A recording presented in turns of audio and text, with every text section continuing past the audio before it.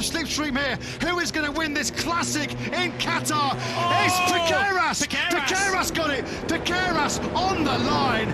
Piqueras wins a perler here in Qatar.